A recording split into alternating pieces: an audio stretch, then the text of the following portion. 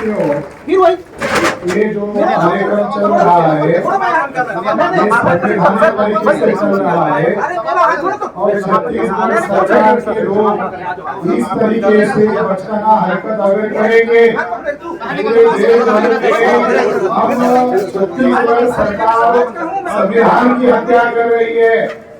संविधान की हत्या करने का यहाँ के सरकार को कोई अधिकार नहीं है। हम लोग इंसान हैं, हम हमारे अधिकार के लिए लोगों को इकट्ठा कर रहे हैं। हमारा नियोजित कार्यक्रम था और जब हमारा नियोजित कार्यक्रम इन हॉल था तो आरएसएस के संबंधित लोगों ने कुछ दलाल लोगों को आगे करके हमारे कार्यक्रम का विरोध करवाने के लिए कहा गया और पुलिस प्रशासन को उसकी उन्होंने झूठी कंप्लेंट भी की और ये कहा गया कि ये जो राष्ट्रीय क्रिश्चियन मोर्चा का कार्यक्रम हो रहा है ये धर्मांतरण के लिए कार्यक्रम हो रहा है। क्या ये धर्मांतरण के लिए कार्यक्रम है? क्या ये हमारे लोगों के ऊपर झूठा आरोप लगाने वाली जो सरकार है उनका काम क्या था? जो झूठा आरोप लगा रहे हैं उनको हिरासत में लेना चाहिए था, उनको सबूत मांगना चाहिए था और उनके ऊपर एफआईआर करना चाहिए था। जो झूठा आरोप लगा रहे हैं उनके पक्ष में अगर हमारे कार्यक्रम का विरोध किया जा रहा है। मैं दिल्ली से यहाँ आया हूँ, मैं आने वाला नहीं था, मुझे दूसरे जरूरी काम थे, मगर ये जब जानकारी हमें मिली तो मैं रातों रात यहाँ उपस्थित हुआ हूँ। ये मैं इसीलिए यहाँ आया हूँ कि छत्तीसगढ़ के लोग तनहा लड़ाई में लड़े, वो अकेले नहीं है बल्कि उनके साथ राष्ट्रीय स्तर का संगठन है। साथियों, अगर आरएसएस और बीजेपी के लोग कह रहे हैं कि ये धर्मांतरण के लिए कार्यक्रम हो रहा है तो उन लोगों को शायद जानकारी नहीं है। 2016 को मोहन भागवत ने, जो आरएसएस का चीफ है और उसका जो स्पोक्स पर्सन है, सेक्रेटरी है भैया जोशी, इन लोगों ने नागपुर के आरएसएस के हेडक्वार्टर में कुछ दलाल किस्म के फादर को इकट्ठा किया। मैं उनको दलाल किस्म का क्यों मानता हूं वो बताता हूं। कुछ लोगों को इकट्ठा किया, 5-10 लोगों को इकट्ठा किया, उनके साथ खाना खाया और 2016 को आरएसएस ने ईसाई लोगों का हम संगठन चलाएंगे ऐसी घोषणा भैया जोशी ने किया। आरएसएस भी ईसाई लोगों का एक फर्जी संगठन चलाते हैं और उस संगठन का नाम है ईसाई राष्ट्रीय मंच। तो क्या लोग मोहन भागवत के ऊपर यह आरोप लगाएंगे कि ईसाई लोगों का संगठन आरएसएस बनाकर चला रहा है? क्या पूरे भारत को ईसाई बनाना चाहता है आरएसएस? ये सवाल खड़ा हो सकता है। तुम एक तरफ उनके घर जलाते हो, एक तरफ उनके फादर को कार में जलाकर मारते हो और एक तरफ उनके ऊपर झूठे आरोप लगाते हो कि आप धर्मांतरण का कार्यक्रम कर रहे हो। तो आरएसएस के लोग क्यों ईसाई लोगों का फर्जी संगठन ही क्यों न हो मगर क्यों चला रहे हैं, इसका जवाब उनको देना होगा। साथियों, ये हमारी लोकतांत्रिक लड़ाई है। हम धूप में यहां बैठे हुए, ये लड़ाई हमारे अधिकार की लड़ाई है। कोई किसी को राइट नहीं है कि आपको इस धर्म का पालन नहीं करना चाहिए। भारत के संविधान में हमें धर्म की आजादी दी है। वो कौन है नकारने वाले लोग? हमें क्या पहनना चाहिए इसकी हमें आजादी है। हमने एक ड्रेस पहना है क्या आज? मैं काला ड्रेस पहना हूं। क्यों पहना हूं? मैं छत्तीसगढ़ गवर्नमेंट का ये काला ड्रेस पहनकर जाहिर धिक्कार करने के लिए पहना। तुम भारत के संविधान का पालन नहीं कर रहे हो, तुम संविधान के खिलाफ काम कर रहे हो।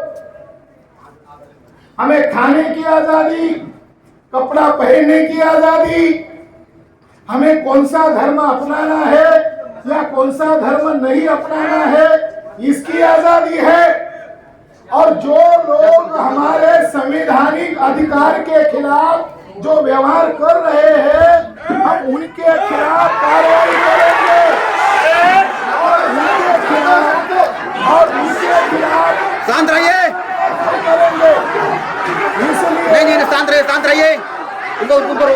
उनको। शांत रहिए, बैठिए, बोले बैठिए, बैठिए, शांत रहिए, शांत रहिए, शांत रहिए, बैठिए, बैठिए, अनुशासन में रहना है, शांत रहिए, बैठिए, बैठिए, बैठिए, अनुशासन में रहिए, बैठिए, सुनिए, सुनिए, पहले शांत रहिए, बैठिए, बैठिए, बैठिए, बैठिए, बैठिए, बैठिए,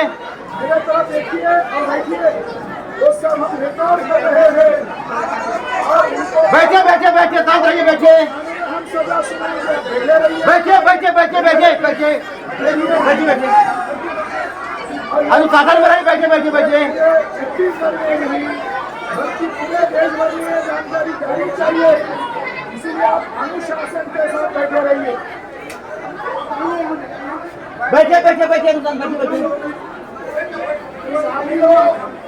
ये आवाज आप तक आ रही होगी, मैं मूल निवासी हूँ। बैठिए, बैठिए, बैठिए, बैठिए, बैठिए, बैठिए, शांत रहिए, बैठिए, अनुशासन में रहिए, बैठिए, बैठिए, बैठिए, बैठिए, सुनिए, बैठिए, बैठिए, बैठिए, बैठिए, ये हमारा हैंडबिल है और इस हैंडबिल पर हम लोगों ने विषय छापे हैं, हम क्या विषय पर बोलने वाले हैं। पहले बैठिए, बैठिए, बैठिए, इसके बावजूद यहाँ की गवर्नमेंट हमारे अधिकारों को छीन रही है। मैं आपको जानकारी देना चाहता हूँ कि मैं ऑल इंडिया का भारत मुक्ति मोर्चा का सेक्रेटरी हूँ और जब हरियाणा में हमारे कार्यक्रम को विरोध किया था इसी तरह से, तब हम लोगों ने 6 अक्टूबर 2022 को आरएसएस के हेडक्वार्टर को घेरा था। जब हमारे शांत रहिए, बैठिए, सुनिए ध्यान से, विरोध किया था तब हम लोगों ने आरएसएस के हेडक्वार्टर को घेरा था। अब आरएसएस के 100 साल होने वाले हैं, आरएसएस को 100 साल होने वाले हैं। तो राष्ट्रीय खिंचर मोर्चा रही, भारत मुक्ति मोर्चा आरएसएस के हेडक्वार्टर को नागपुर में हम घेरेंगे।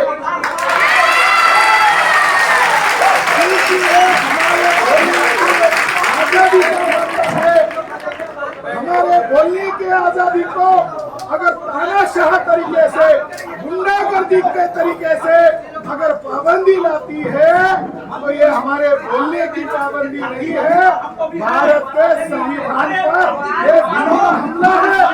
और भारत के संविधान को बचाने के लिए अगर ये कहते होंगे कि जेल में डालेंगे, हम मरने के लिए तैयार है ताकि भारत का संविधान